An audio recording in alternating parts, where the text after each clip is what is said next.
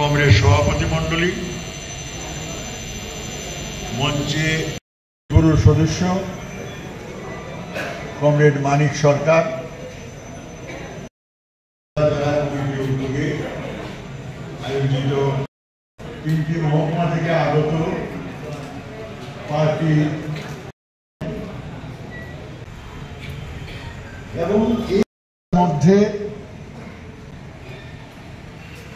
তার আলোচনার রেশ ধরে আমি যে কথা বলতে চাইছি,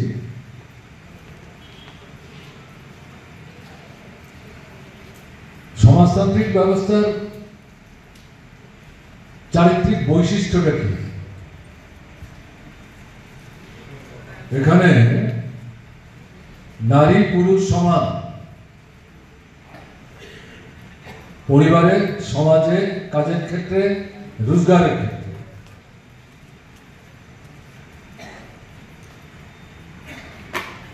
যেটা একটা বড় ধরনের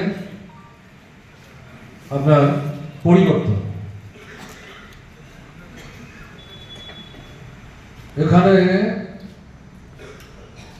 মানুষ কাজ করবেন, কাজ তো করতে হবে, তিনি তার শ্রমের মধ্য দিয়ে যা উৎপাদন করছেন, যা মানুষের প্রয়োজনে লাগে, তার যে ব্যবহারিক মূল্য, এটা অর্থনৈতিক দিক থেকে হিসেব নিকেশ করার সুযোগ আছে। তার উপর ভিত্তি করে সেই শ্রমদানকারী মজুরি কি হওয়া দরকার, কত মজুরি তিনি পেতে পারে, সেটা ঠিকভাবে হিসেব করে যার যেটা প্রাপ্য সেটা তাকে দেওয়া হয়। এখানে ঠকাবার কেউ নেই। রাষ্ট্র থেকেই এই গোটা বিষয়টাকে নিয়ন্ত্রণ করা হয়। এটা একটা অত্যন্ত গুরুত্বপূর্ণ বিষয়, যা সমাজতান্ত্রিক ব্যবস্থা অভ্যুদয়ের আগে যে বিষয়গুলো কমরেড ভানুরাও শাহ উল্লেখ করার চেষ্টা করেছেন, কোন ব্যবস্থাতেই এটা ছিল না। নারী পুরুষের সমান অধিকার যেমন ছিল না, শ্রমিক তার শ্রমের ন্যায্য মূল্য পাবেন তার কোনো নিশ্চয়তা ছিল না। নিশ্চয়তা মানে কি পেতেন না। শ্রমিকদের শোষণ না করলে, না ঠকালে পুঁজিপতিরা কি করে পুঁজিপতি হবে? এটাই তো পুঁজিবাদী ব্যবস্থার অন্যতম বৈশিষ্ট্য। কিন্তু সমাজতান্ত্রিক ব্যবস্থায় এটাকে আঘাত করে চুরমার করে দেওয়া হয়। শিক্ষা জন্মগত অধিকার। রাষ্ট্র দায়িত্ব নিয়ে সমস্ত ছেলে মেয়েদের শুরু থেকে শুরু করে সর্বোচ্চ শিক্ষালাভের সুযোগ বহন করে, দিয়ে তাদের খরচ বহন করে। স্বাস্থ্য, সুস্বাস্থ্যের জন্য সরকারিভাবে সমস্ত অংশের মানুষের দেখভাল করার দায়িত্ব রাষ্ট্র গ্রহণ করে। ভাষা, যত রকম ভাষাই থাকুক, একটা রাষ্ট্রে একই ভাষায় কথা বলার লোক তো সব না, নানা ভাষায় কথা বলে। হয়তো সংখ্যায় যারা বেশি, তাদের ভাষা গুরুত্ব বেশি পায়, তাদের ভাষাই রাষ্ট্রভাষা হয়, সরকারি ভাষা হয়, লেখাপড়ার ভাষা হয়। কিন্তু সমাজতান্ত্রিক ব্যবস্থা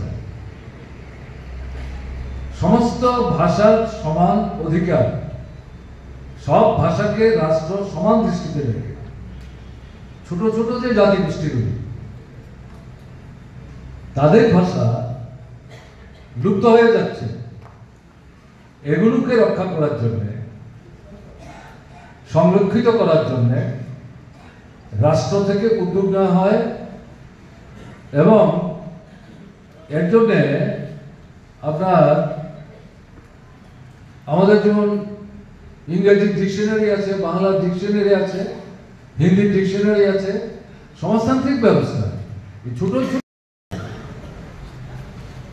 এটাকে সংরক্ষিত করে আরো নতুন যে শব্দ তারা সৃষ্টি করার চেষ্টা করছেন, তাকে যুক্ত করে এই ভাষাটাকে সমৃদ্ধ করার চেষ্টা রাষ্ট্র করে এবং সরকার পরিচালনার ক্ষেত্রে এই ভাষাও সমান মর্যাদা পায়। অসাধারণ ঘটনা। মাথা গুঁজার জায়গা সবার থাকবে, গাছের তলা কেউ থাকবে না।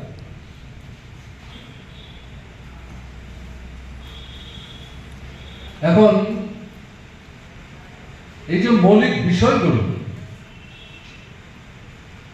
এই বিষয়গুলো পৃথিবীর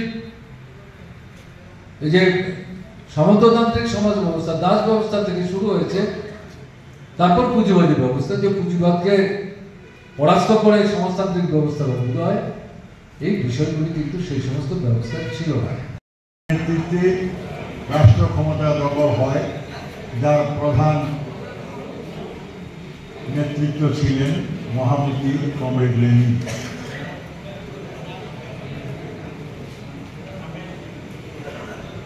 আমাদের পৃথিবীতে এর আগে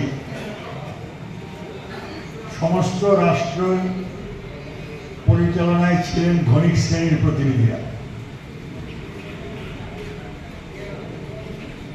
মুসলিমের স্বার্থ রক্ষা করে অধিকাংশের কষ্ট বৃদ্ধি করে ওই রাষ্ট্রগুলো চলত। এর অবসানকল্পে বেশিরভাগ মানুষ চেষ্টা করত কিভাবে সেখান থেকে বেরিয়ে আসা যায়। মানব সভ্যতার প্রথম দিকে মানুষ আজকের মতো সভ্য অবস্থাতে ছিল না। তারা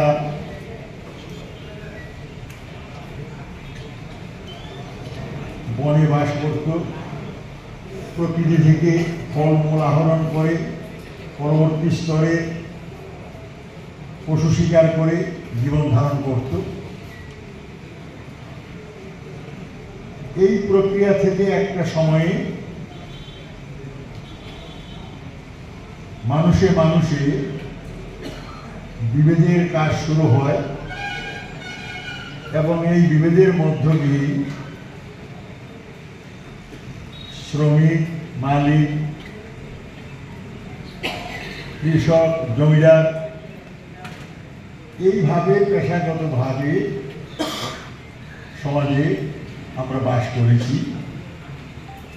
দীর্ঘ সময় ধরে রাষ্ট্র দাস ব্যবস্থার